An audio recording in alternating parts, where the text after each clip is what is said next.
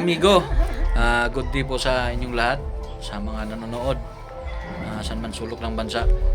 Dito po tayo ngayon sa Florida, Butuan City, para dalawin yung kaibigan natin na yung nasa previous video natin na tinulungan natin. Ayan si Reggie, yan, kaibigan natin. At syempre may mga kasama tayo. Syempre, mawawala ba yung mga kasama natin? Si Commander Paraon, Commander Kerubin. Syempre may mga assistant tayo ito, assistant natin. Bagong training to, bagong training. Ayan. Yan po, abangan nyo yung mga video namin.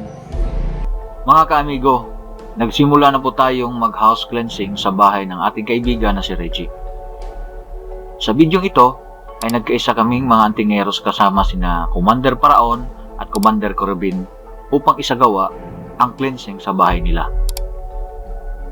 Mayroon po kasi silang mga namamasdan at nararamdaman na mga espiritu sa bahay nila na minsan ay pinaglalaroan sila.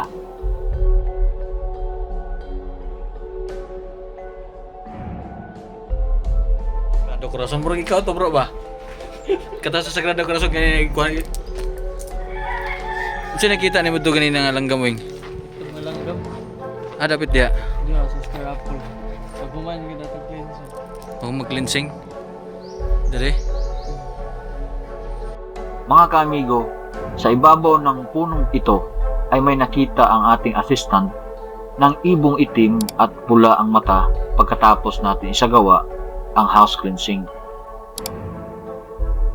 Kadalasan, mga nagpaparamdam na kaluluwa ay yung mga hindi natahimik dahil sa hindi nila matanggap ang kanilang pagkamatay. Kadalasan ay yung mga na-rape at mga sinalvage na pinatay. Sa pamamagitan ng cleansing na ito, ay matutulungan natin ang mga kaluluwang ligaw at hindi matahimik.